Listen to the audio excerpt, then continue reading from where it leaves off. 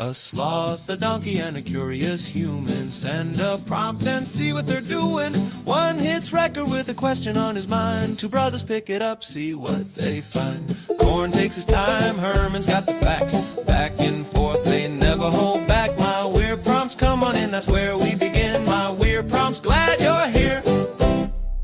This episode was generated using artificial intelligence. Please verify facts. Hey, Herman and Corn. So I mentioned that one of my weird pastimes growing up, I guess it was maybe on the cards that I would start a podcast called My Word Prompts. Back in the age of innocence, before beer was a more compelling pastime, was going on Google Maps and scrolling around the place until you'd find some intriguing place of the world that you never knew existed, and either learned more about it or committed as 15-year-olds browsing Google Maps do to summon the money and resources to actually go visit one day. So I have my own little list of these far-flung corners of the world that I'd love to travel to.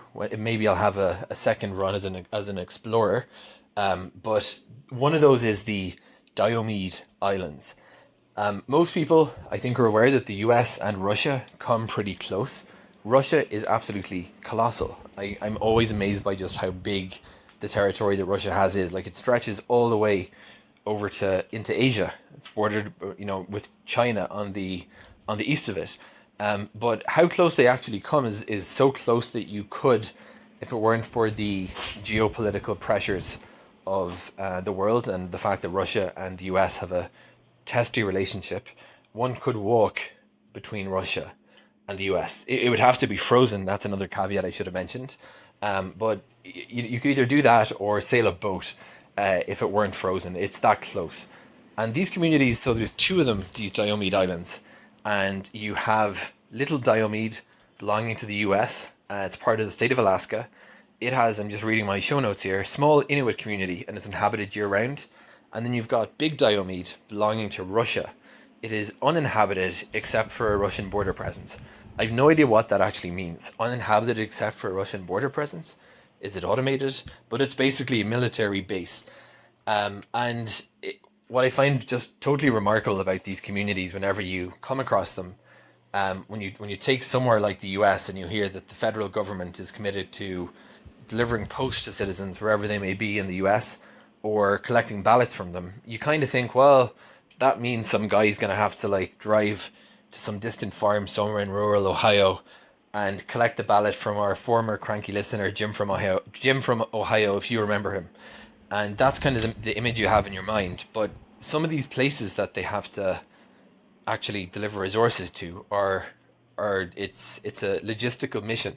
And that's fascinating in its own right. I'd love to know about how the postal service and when there are elections, how they actually manage to do it, because it can't be, I'm sure the cost of providing postal services to Little Diomede exceeds whatever small revenue they might be getting, but they have to serve these citizens like other American citizens, and it's just fascinating that the US actually extends this far.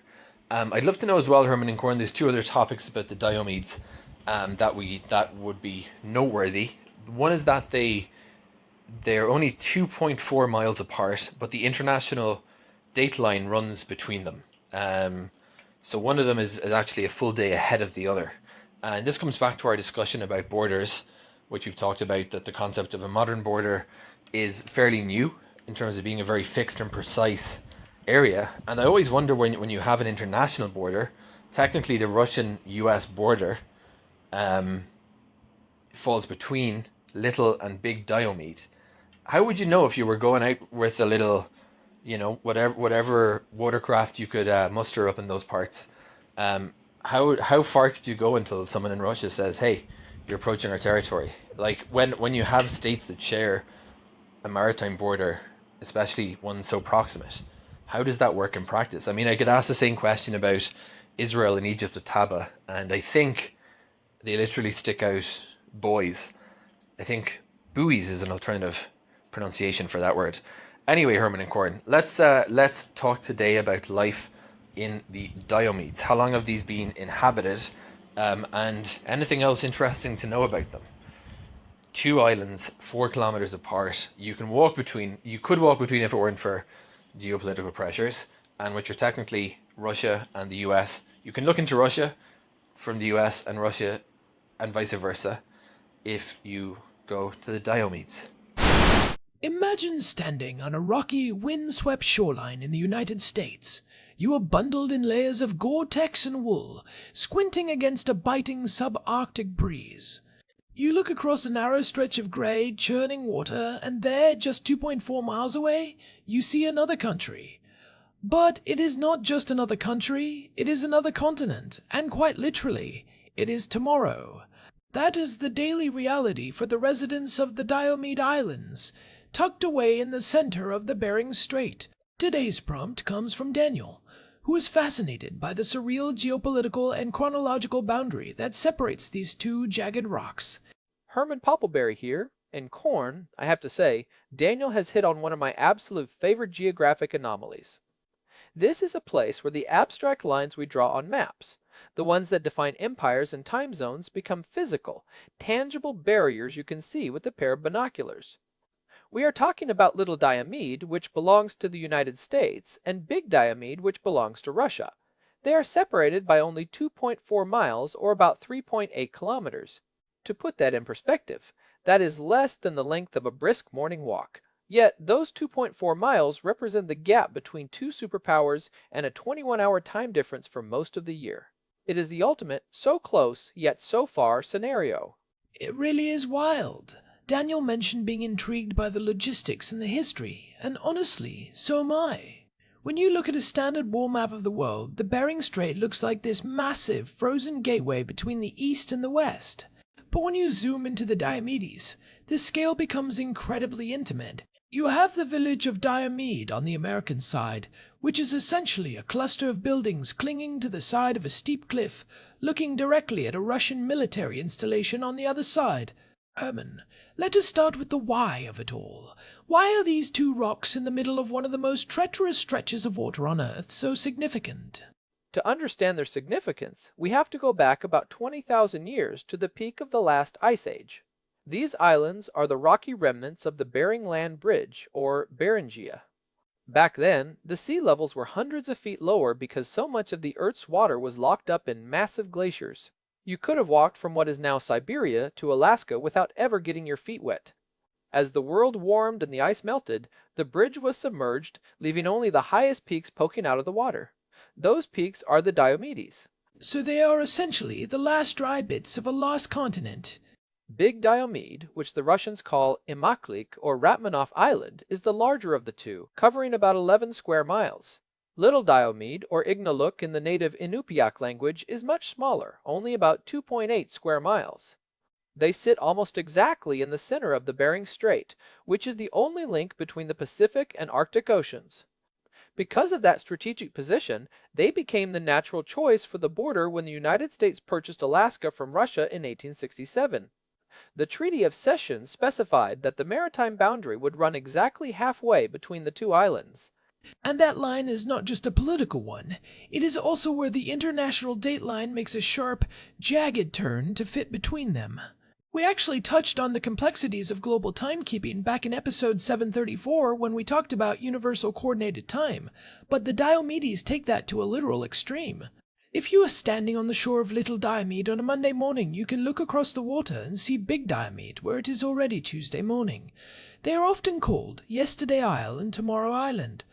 It is the only place on Earth where you can look at another landmass and see the future.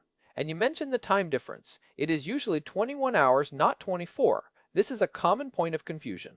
It is because of how the specific time zones are aligned. Little Diomede follows Alaska Standard Time, which is UTC-9. Big Diomede follows Anadar Time in Russia, which is UTC plus 12. When you do the math, that creates a 21-hour gap. During the summer months, if the United States is observing daylight saving time, that gap shrinks to 20 hours because Russia abolished seasonal time changes back in 2014. But regardless of the specific hour, you are always looking at a different calendar day. Daniel specifically asked about the maritime border and how it works in practice. This is where the story shifts from a geographic curiosity to a high-stakes geopolitical drama. During the Cold War, this stretch of water was known as the Ice Curtain. It was every bit as tense as the Berlin Wall, but with the added danger of sub-zero temperatures and shifting pack ice. Herman, how did the border function during those decades of tension? It was a hard, impenetrable line, but it was not always that way. Before World War II, the border was incredibly porous. The indigenous Inupiat people had lived on both islands for at least 3,000 years. To them, the islands were not two separate countries, they were one community.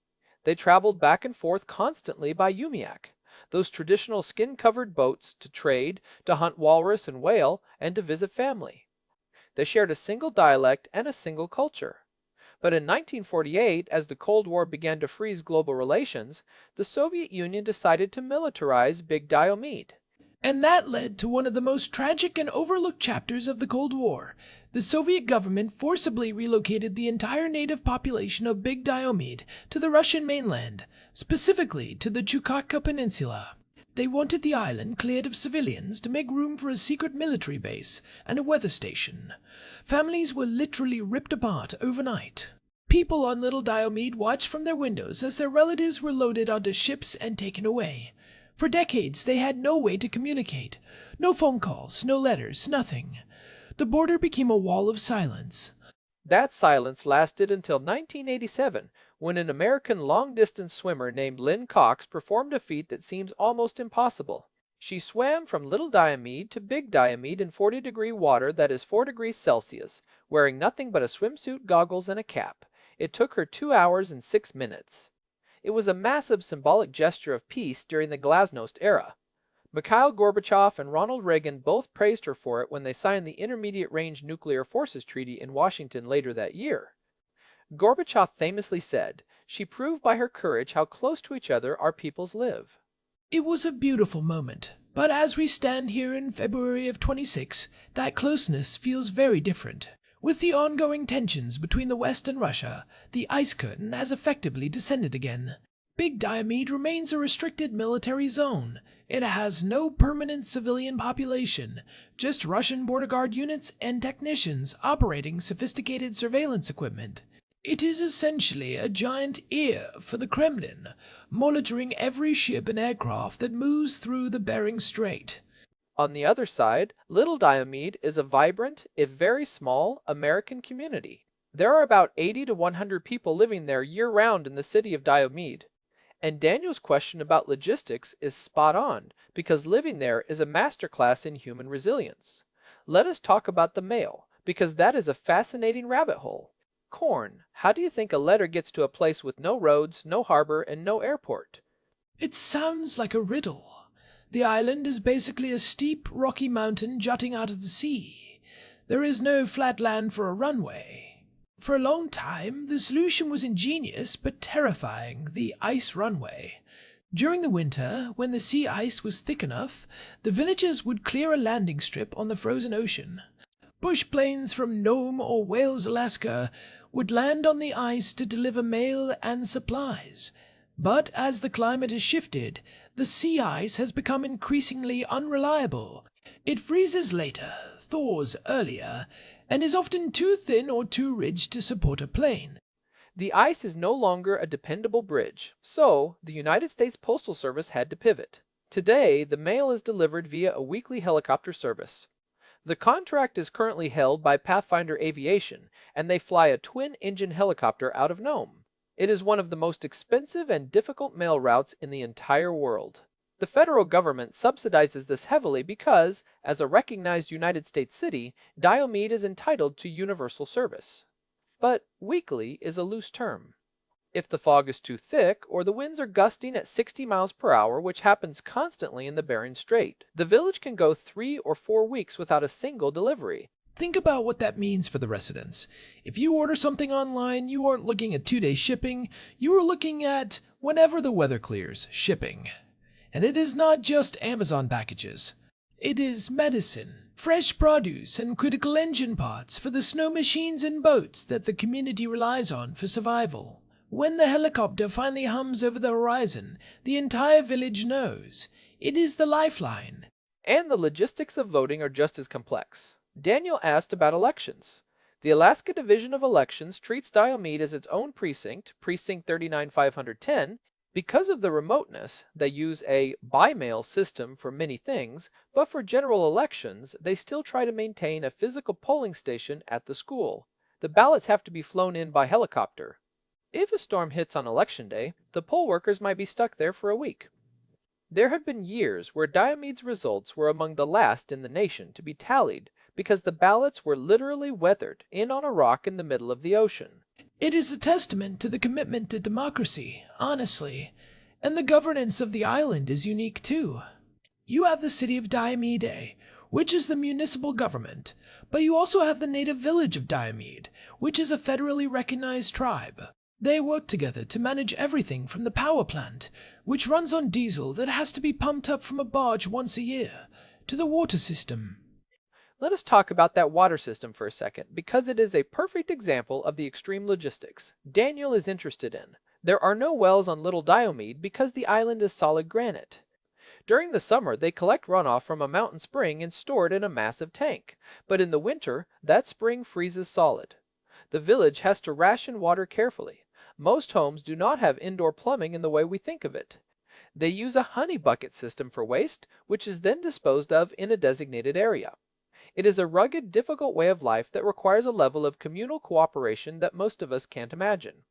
And yet, they have high-speed internet now. Thanks to low Earth orbit satellites like Starlink, the digital divide has closed significantly in the last few years. You have people hunting walrus using traditional methods passed down for 3,000 years, and then coming home to hop on a Zoom call or stream a movie. It is this incredible collision of the ancient and the cutting edge. That subsistence lifestyle is not a choice, it is a necessity. Daniel asked for interesting facts, and here is a big one, the cost of living. Because everything has to be flown in, a gallon of milk can cost $20 or even $30. A case of soda might be $50. Consequently, the Inupiat residents still rely on the sea for the vast majority of their calories. They are master hunters of the lead systems, the open channels of water between the ice flows. They hunt bowhead whales, belugas, and Pacific walrus. The meat is shared among the entire community, ensuring that everyone, especially the elders, is fed. I was reading about the architecture of the village too. Because the island is so steep, the houses are built on stilts or bolted directly into the rock. There are no cars, there are no real roads, just a few paths for ATVs and snow machines. The main street is essentially a wooden boardwalk. The school is the largest building on the island, and it serves as the community center, the emergency shelter, and the only place with a full-size gym. The teachers who move there are a special breed. They often stay for years, becoming part of the fabric of the community, but they have to be prepared for total isolation. If you have a toothache or a broken arm, you can't just drive to the ER. You wait for the helicopter. And if it is a true medical emergency and the weather is below minimums for a civilian helicopter, the United States Coast Guard has to get involved. They will fly an MH-60 Jayhawk out of Kodiak or Kotzebue, often in conditions that would ground any other aircraft. Those medevacs are legendary for their difficulty. You are flying into a narrow corridor of airspace between two superpowers, often in heavy icing conditions, to hoist a patient off a rocky cliff. That brings us back to the border. Daniel asked how the maritime border works in practice when the countries are so close. Herman, what happens if a hunter from Little Diomede accidentally drifts into Russian waters? In the current climate of 26, it is a very serious situation. The border is monitored by high-frequency radar from both sides. There is a gentleman's agreement of sorts between the United States Coast Guard District 17 in Juneau and the Russian border guard in Anadyr, but that relationship has become incredibly strained. Generally, there is a buffer zone. If a small subsistence boat drifts across, the Russians will usually just shadow them and use a loudspeaker or radio to tell them to turn back. But if a larger vessel or a drone crosses that line, it triggers an immediate scramble of interceptor jets or patrol boats. It is a high-stakes game of chicken, and it is not just about the islands themselves. The Bering Strait is a choke point. As the Arctic ice continues to melt, the Northern Sea route across the top of Russia is becoming a major highway for global trade. Every ship traveling from Asia to Europe via the Arctic has to pass through that 2.4-mile gap between the Diomedes. It is the Suez Canal of the North, but controlled by two countries that are currently at odds. which is why the Bering Strait crossing idea is so fascinating, even if it feels like science fiction right now. For over a century, engineers have proposed building a bridge or a tunnel to connect Alaska and Siberia. The Diomedes are the literal stepping stones for that plan. The idea is to build a bridge from Alaska to Little Diomede, a tunnel between the two islands, and then another bridge to Russia. It would create a continuous rail and road link from London to New York. It is a wild vision. You could theoretically take a train from South Africa all the way to the tip of South America, but the technical challenges are mind-boggling. You are talking about building massive pylons in water that is 50 meters deep, subjected to the immense pressure of moving pack ice that can be several meters thick. The ice doesn't just sit there, it acts like a giant slow-motion bulldozer. Any structure would have to be strong enough to withstand millions of tons of ice pressure. And that is before you even get to the politics. In the 1990s, there was a brief window of hope where this seemed possible. But today, the idea of a physical bridge between the United States and Russia is a geopolitical impossibility. We discussed the militarization of the High North in episode 829, and the trend is moving toward more walls, not more bridges. The Diomedes are the front line of that cold response. Let us pivot to something a bit more peaceful, the wildlife. Daniel wanted to know more interesting facts, and the biology of these islands is just as extreme as the politics. Herman, tell us about the birds. Oh, the birds are spectacular. Big Diomede in particular is one of the most important seabird colonies in the world. Because there are no humans living on most of the island, it is a sanctuary. We are talking about millions of birds. Least auklets, crested auklets, parakeet auklets, black-legged kittiwakes, and horned puffins. During the nesting season, the sky around the islands can literally turn black with birds. The sound is deafening, a constant, high-pitched cacophony that drowns out the wind. The Inupiat have traditionally used a long-handled net to catch auklets mid-air as they fly low over the rocks. It is a sustainable harvest that has gone on for millennia. And the water is just as crowded.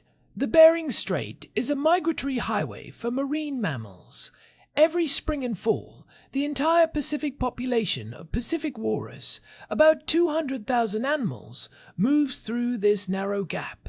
You also have bowhead whales, which can live for over 200 years, and grey whales making their way to the Chukchi Sea. From the cliffs of Little Diomede, you can watch these massive migrations happening right below you.